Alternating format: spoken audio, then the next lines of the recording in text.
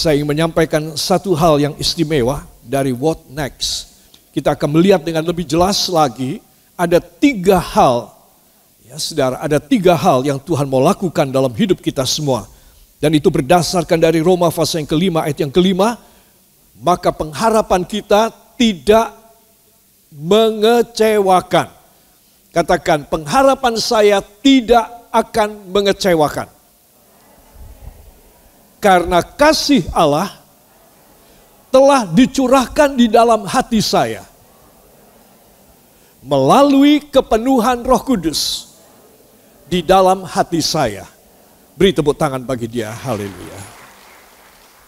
Jadi jelas saudara dari Roma 5 ayat yang kelima, orang yang tidak ada Roh Kudus atau orang yang tidak memiliki pengurapan yang khusus dari Roh Kudus, maka dia sering kecewa. Dan dia mengatakan, Tuhan mengecewakan saya mau mundur aja. Itu bisikan iblis yang paling manjur, ya saudara. Padahal kita tahu gimana kita kok bisa kecewa, karena kita tidak punya Roh Kudus. Artinya kita tidak mempunyai satu hotline. Katakan hotline. Hubungan yang khusus dengan Allah.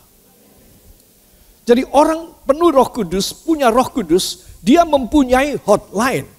Telepon bisa, WhatsApp bisa, SMS bisa, ya saudara, video call bisa. Dia mempunyai hotline dengan Tuhan, ya saudara, sehingga dia tidak kecewa dalam segala perkara. Mungkin dia belum mendapat, tetapi itu tidak membuat dia kecewa, saudara. Karena dia percaya pengharapanku bukan PHP, bukan palsu. Pengharapanku pasti akan dikabulkan oleh Bapakku yang di sorga. Itu sebab anak-anak Tuhan betapa pentingnya peranan Roh Kudus. Saya sudah katakan kemarin, setiap hari harus minta pertambahan Roh Kudus. Berapa hari sekali? Setiap hari. Dalam setiap hari saya dan saudara harus minta kepenuhan Roh Kudus terus, kepenuhan Roh Kudus terus. Saudara mempunyai hotline terus. Gak seperti macam internet kita, mati murup. Ya saudara, harus lari naik ke sana, gak ada sinyal, naik ke pohon, ya saudara, supaya dapat sinyal. Ya saudara, tidak demikian. Semua katakan tidak macam begitu. Doa saya langsung datang ke takhta Allah. Dan Bapa saya di sorga tidak lama memberi jawaban. Beri tepuk tangan bagi dia, haleluya. Para kekasih, itu sebab saya ingin mengajak semua saudara pada nomor 2 poin yang kedua, what next? A, lekat dengan Yesus. Ya saudara, Mazmur 62 ayat 2 dan 3. B, kalahkan setan iblis, Bilangan 23 ayat 23. Dan C, ya saudara, kita melihat terima warisan, piala dan undian. Mazmur 62 ayat 2 dan 3. Saudara, saya ingin supaya kita semua memiliki 3 hal ini. Nomor 1, rahasianya lekat dengan Yesus. Kalau saudara datang pada Bible study, saudara datang pada minggu KKR, saudara, sebetulnya itu masih kurang. Saudara harus saben hari, saya harus saben hari datang kepada Tuhan. Di rumah kita, di tengah-tengah kerjaan kita. Ya saudara, di tengah kita pergi keluar kota atau lain sebagainya. Kita harus selalu ada hubungan yang baik dengan Roh Kudus. Saudara, banyak orang menganggap itu terlalu rohani, Pak Pendeta. Itu terlalu rohani, itu untuk pendeta saja, untuk pengerja gereja, untuk barangkali majelis gereja, tua-tua gereja. Tapi kalau saya kan anggota biasa, saudara, seringkali kita membuat diri kita ini sengaja punya alasan menjauh. Apa saudara? Menjauh dari pengurapan Roh Kudus. Kita sengaja karena kita sudah memberikan alibi kita, alasan kita.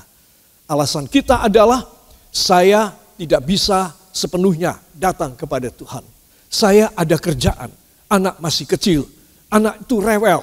Sama seperti bapaknya, anak-anak juga rewel. Ya saudara, alasan selalu ada.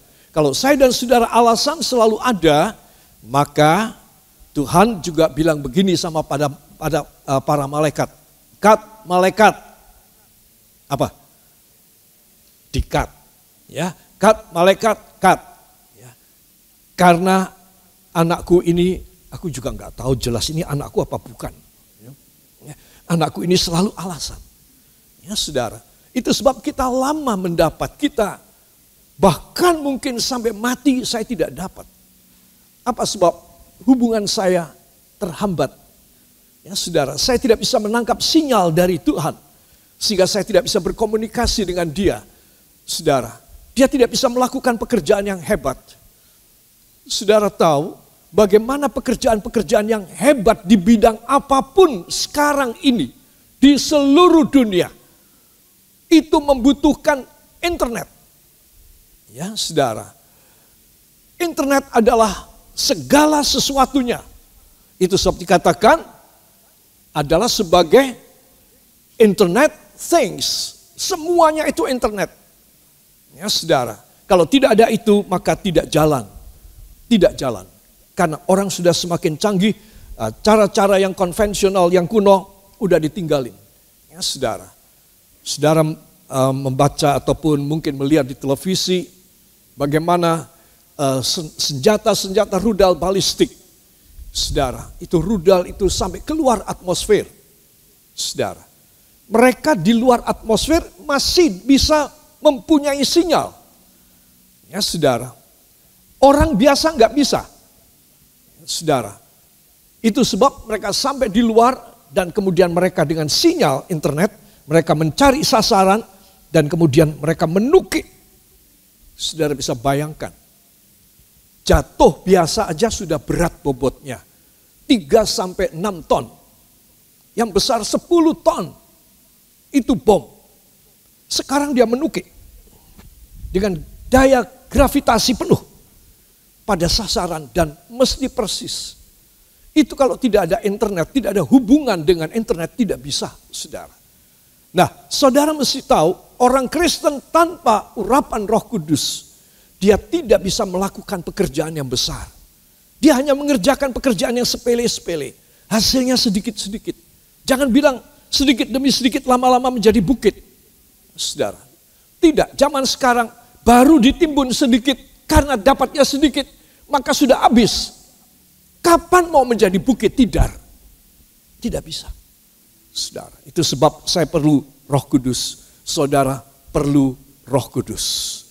Orang yang lekat dengan Yesus, dia selalu berlangganan urapan Roh Kudus. Orang yang jauh dan malas datang kepada Tuhan, dia jauh dari hadirat Tuhan. Entah pada suatu saat dia dalam keadaan yang kritis, dalam keadaan yang bahaya, saudara, dia akan sulit menghubungi Tuhan. Sulit menghubungi Tuhan. Saudara, dan itu disadari oleh anak-anak Tuhan. Tidak jarang saya menerima WhatsApp atau SMS, tolong doakan saya, kenapa saya kok sulit berdoa? Kenapa kok saya sulit ketemu dengan Tuhan? Saudara, sebetulnya rahasianya cuma satu.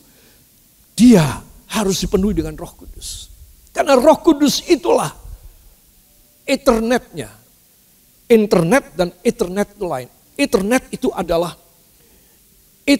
adalah satu lingkup, satu kondisi di mana internet bisa jalan. Saudara.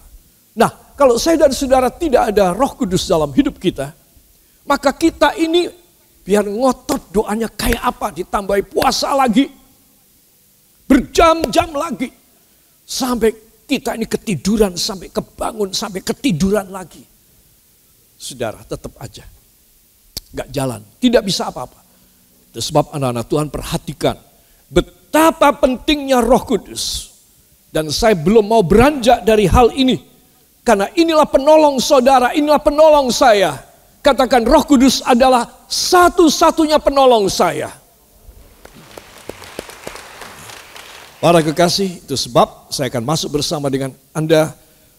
Saya sekilas mengulangi yang A ya, tapi saya akan masuk pada B dan C. Roh Kudus lekatkan kita dengan Allah Bapa. Ya, saudara, dari Mazmur 62 ayat yang kedua, lekat Yesus selamat, kau ada di sumber kehidupan. Dan engkau tidak mempan kuasa setan dan kuasa neraka. Ya, Saudara, ayat yang ketiga, pastikan Yesus satu-satunya Roh Kudus yang bisa menjamin keselamatan kita, jangan tinggalkan. Ya, saudara. Itu sebab di dalam Yeremia pasal yang kedua ayat 13 dan ayat 14, saudara, saya ingin untuk kita mempelajari hal ini dari Yeremia pasal yang kedua. Yeremia pasal yang kedua ayat 7 dan 13. Kita akan baca bersama. 1, 2. Aku telah membawa kamu ke tanah yang subur untuk menikmati buahnya dan segala yang baik daripadanya. Tetapi segera setelah kamu masuk, kamu menajiskan tanahku. Tanah milikku telah kamu buat menjadi kekejian. Ya, kemudian ayat yang ke-13. 1, 2. Sebab 2 kali umatku berbuat jahat. Mereka meninggalkan aku. 1. Sumber air yang hidup untuk 2. Menggali kolam bagi mereka sendiri. Yakni kolam yang bocor. Yang tidak dapat menahan air. Saudara, coba lihat. Ini saya yakin Tuhan melalui Yeremia menyampaikan ini kepada Yeremia. Tuhan hatinya sangat sedih. Dia sudah berjuang untuk memberikan tanah Kanaan, tanah yang subur. Ya, tadi kita sudah baca. Tanah perjanjian, tanah yang subur. Begitu kamu masuk, harusnya kamu segera memetik buah-buahan, sayur-mayur, bunga-bungaan. Harusnya kamu happy. Sehari begitu kamu masuk, begitu kamu obral makanan. Kamu bisa makan apa aja. Tapi begitu kamu masuk, kamu menajiskan tanahku. Saudara, kita tidak tahu persis dengan cara bagaimana Tuhan mengatakan kamu menajiskan tanahku itu. Tapi yang jelas di dalam kitab Imamat Lewi, kemudian di dalam kitab Bilangan dan Ulangan, bagaimana bangsa Israel itu menajiskan tanahnya. 1, dengan tidak menggarap. Tanah itu dibiarkan. Ya, mereka punya pikiran, katanya Tuhan kan ini tanah luar biasa, berkelimpahan madu dan air susunya. Jadi nanti kita akan petik saja, kita tidak usah kerja. Orang tidak mengerjakan tanah perjanjian adalah menajiskan tanah itu. Ini 1. Kedua, mereka berbuat dosa. Apa yang mereka berbuat dengan dosa? Menurut saya mereka ikut serta dengan tradisi dan adat istiadat suku-suku yang sudah lama mendiami tanah Kanaan. Penyembahan berhala, memenggal bayi, dan darahnya dipersembahkan pada mamut atau kepada dewa dan dewi. Saudara, mereka free sex. Nah, itu adalah hal-hal yang membuat Tuhan menjadi marah. Aku sudah kasih tanah yang bagus, subur. Kamu bisa menikmati buahnya dan segala yang baik bagi kamu, kamu bisa ambil. Tapi begitu kamu masuk, kamu itu sudah pikirannya sudah kotor, tidak karu-karuan. Tuh lihat. Ini bangsa Israel itu kayak begini, saudara. Sehingga apa? Sehingga tanah milikku telah kamu buat menjadi kekejian. Aku enggak mau lihat lagi Kanaan. Aku sudah muak, aku tidak mau lihat. Karena kamu bikin kenajisan di situ. Saudara. Lalu ayat yang ke-13.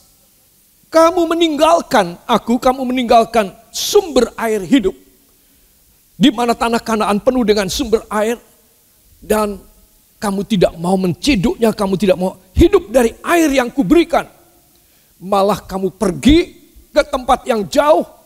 Kamu mengadakan satu pencarian yang baru tentang sumber air. Kamu tidak dapat karena kamu tidak sesuai dengan kehendakku. Aku tutup matamu dari semua sumber air. Sehingga kamu kehausan dan kekeringan. Lalu kamu membuat sumur sendiri. Kamu menggali sumur. Tetapi sumurmu itu bocor. Ada air. Tapi airnya ada di bawah jauh. 10 meter, 20 meter di bawah. Setelah itu amblas airnya hilang. Terserap dengan tanah lagi. Kamu gali lagi lebih dalam. Airnya bocor lagi. Saudara yang kekasih, coba. Kalau seorang tidak ada Roh Kudus, itu hidupnya penuh dengan adventurir. Penuh dengan adventure yang gak karu-karuan. Saudara, dia ingin mengicipi segala macam, dia akan berusaha segala macam. Asal jangan dari Tuhan Yesus. Coba, begitu sombong dan pongahnya bangsa Israel.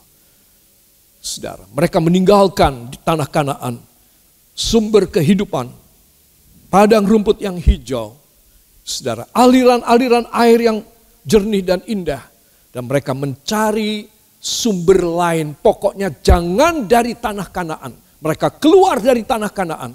Mereka mau mencari mata air, mereka tidak mendapat dan mereka menggali.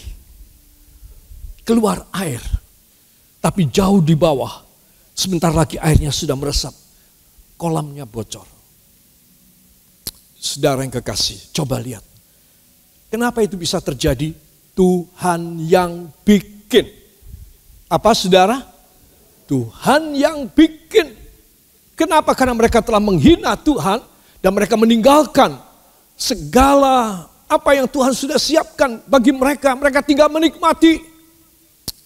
So many times that all the Christians and almost all of the Christians doing the same thing. The bad thing that make the heart of God broken because of their doings. What they have already done, they seeking outside the Canaan, the place that God gave them, and they want to dig. A place where they think that here we can find the water, but no water at all. They cannot get all the water for the things that they have already left behind them in Canaan.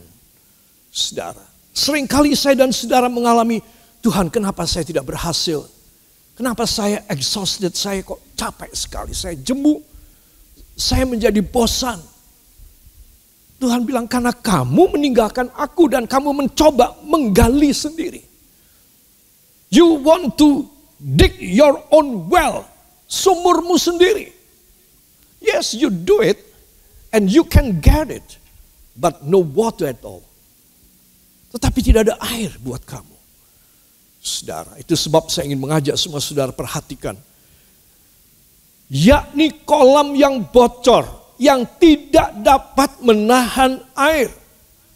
Jadi sekarang saya tunjukkan alasannya kalau satu penghasilan ya, satu gaji, 1 bulan atau 1 minggu kita terima, tetapi tidak menjadi berkat. Habisnya cepat banget. Nah itu namanya kolam saudara bocor. Saudara apa yang saudara harus kerjakan? Tinggalkan kolam yang bocor, datang kembali ke tanah perjanjian. Apa tanah perjanjian? Tanah perjanjian adalah perjanjian lama dan perjanjian baru dari Alkitab saudara. Kembali kepada firman. Katakan kembali kepada Alkitab. Kembali kepada firman Tuhan. Saya harus meninggalkan kolam saya yang bocor. Saudara, maka Tuhan akan mengganti dengan secara mujizat apa yang saudara menganggap aku sudah exhausted, aku sudah habis tenaga, juga bosan dan aku sudah gak sabaran lagi. Kenapa aku tidak bisa berhasil? Tapi ketika saudara meninggalkan kolam yang bocor saudara dan balik kembali ke tanah Kanaan, tanah perjanjian Allah, firman Allah perjanjian lama, perjanjian baru, maka saudara akan mendapatkan air kembali dan saudara bisa menikmati buahnya dan segala yang baik dari tanah perjanjian Allah. Amin. Jadi rahasianya kenapa saya gagal, saudara gagal, orang Kristen gagal. Saudara jangan menyalahkan Tuhan dulu. Salahkan diri sendiri dulu.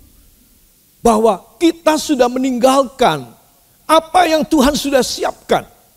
Dan kita mau mencari sendiri. Saudara, saya nggak tahu motivasinya apa ya. Orang Kristen kayak begini apa motivasi? Yang jelas mereka tidak kepingin dekat sama Tuhan. Yang jelas. Nanti kalau sudah sakit keras, kalau ada musibah, kalau ada ancaman dari teman yang baik, kemudian menjadi musuh yang besar, nah baru cari Tuhan.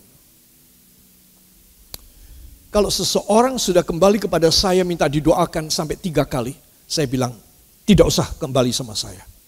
Tidak usah minta saya doakan. Saya tidak mau doakan. Saudara.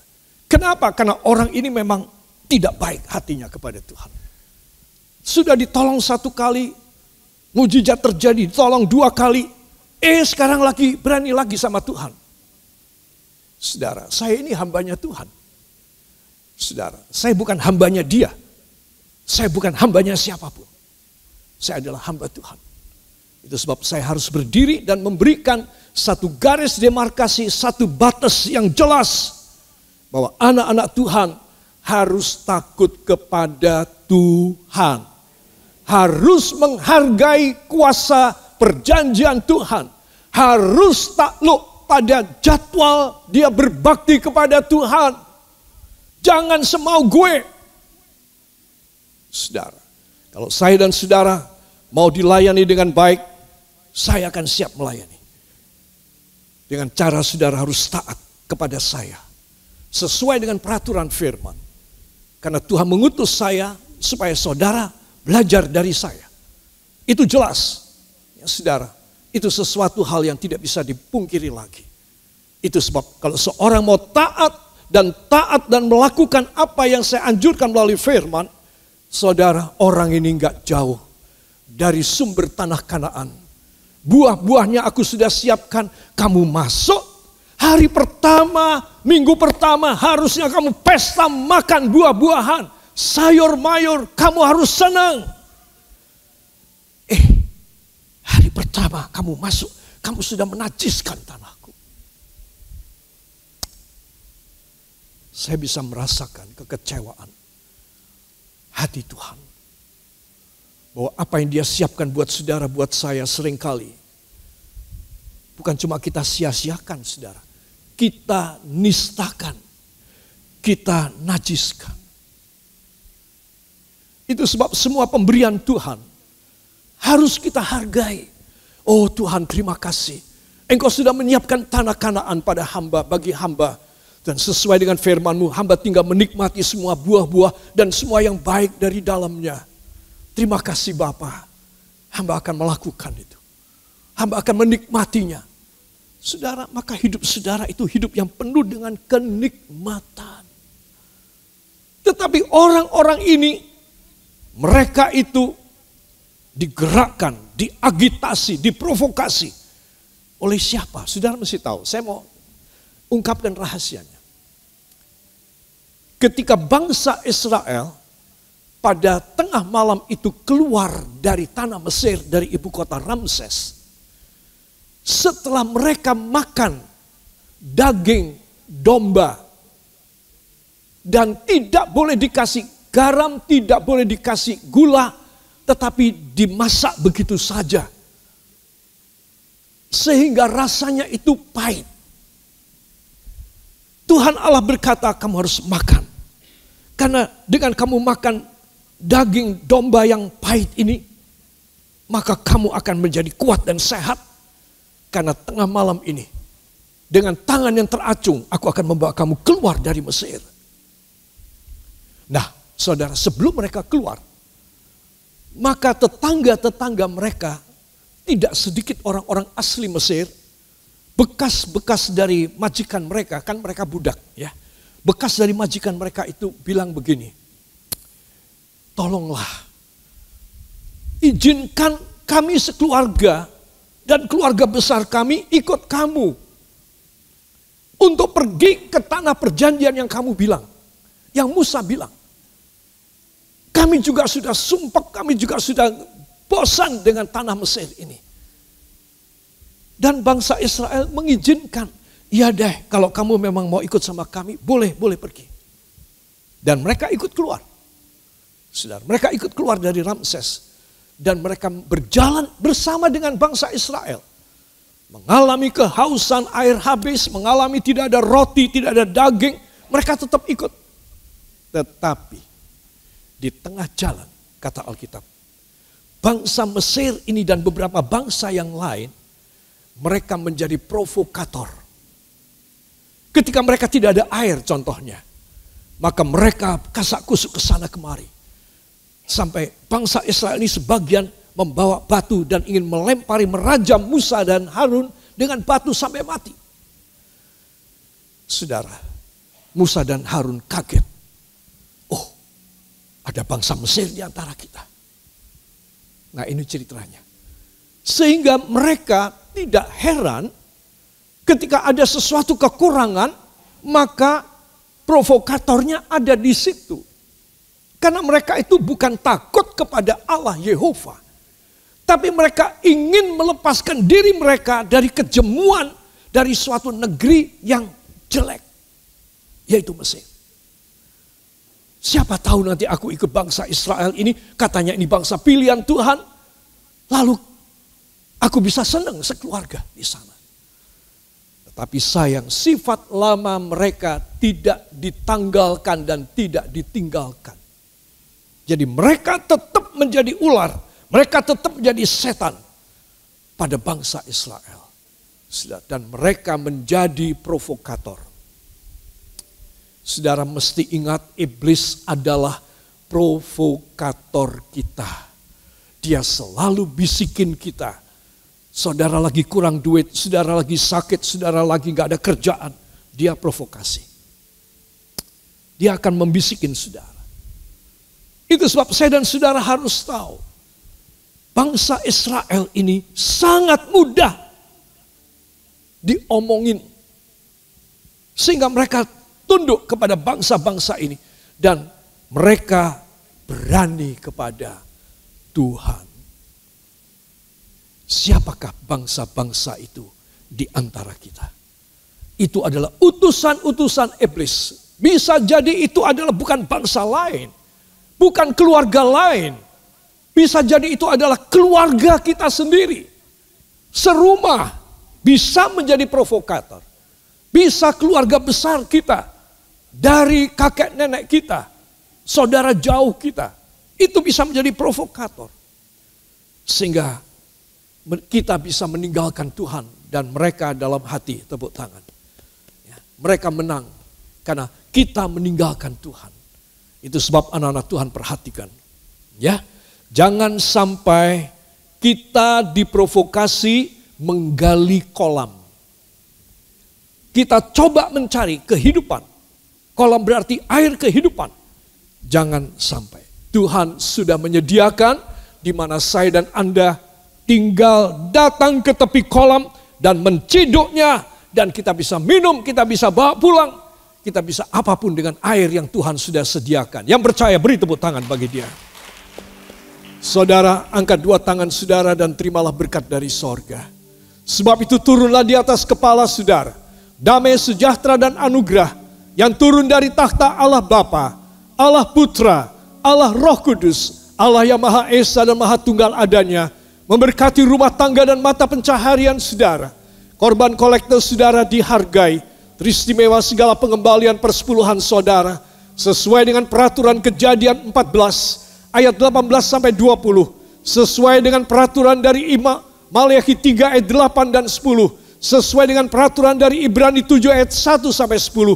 Semua pengembalian persepuluhan saudara diberkati luar biasa sampai lumbung-lumbung saudara penuh dengan sesak.